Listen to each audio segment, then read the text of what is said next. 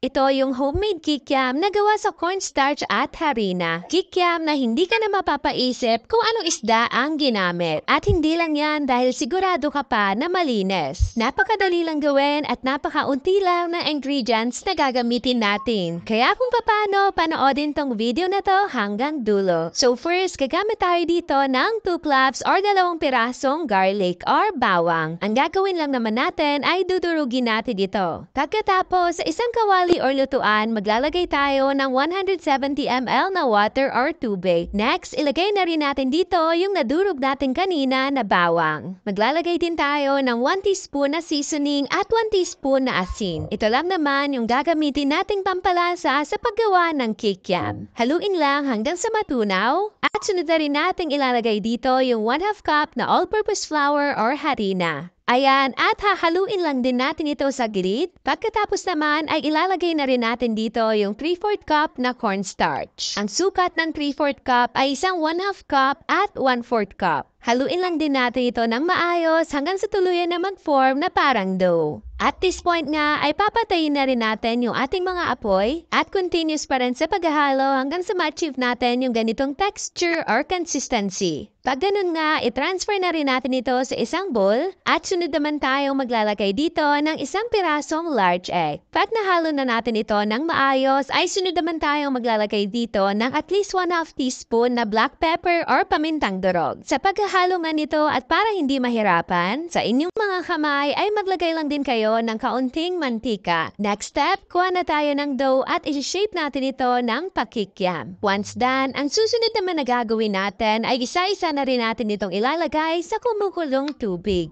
Huwag kayong mag-alala dahil ipiprito rin natin ito sa lubog na mantika. Sa ngayon ay lulutuin muna natin ito sa kumukulong tubig. At para na malaman kung luto na ito, dapat po ay lumulutang na gaya nito. Kaya kung ganoon, patayin ang apoy at ahunin na rin natin. Pagkaahon naman ay ilalagay naman natin ito ngayon sa isang container. At para naman maiwasan na magdikit-dikit ito, maglalagay tayo dito ng kaunting mantika. I-shake lang din natin ito para humalat yung mantika. Bago nga natin ito prituhin, gawa muna tayo ng sauce. Gagamit lang naman tayo dito ng 2 cups na tubig, 2 tablespoon na soy sauce or toyo, 1/4 cup na asukal. Maglagay din tayo ng pampalasa na asin at pamintang durog. Maglagay din tayo ng na-mince na 2 cloves na bawang, na-mince na isang pirasong maliit na sibuyas. Optional lamang, naglagay lang din ako ng isang pirasong na slice na siling pula. Ilagay na rin natin itong pampalapot ng sauce na 2 tablespoon na harina at 1 tablespoon na cornstarch. Haluin na rin natin ito ng maayos hanggang sa mag-well combine lahat ng ingredients. Next step, isasalang na rin natin ito sa ating mga kalan. Pagka kumulo na nga ito ay magiging ganito na yung texture or consistency ng ating sauce. Balik na rin tayo dito sa pagluluto ng kikiam. Lulutuin na natin ito sa mainit at lubog na mantika.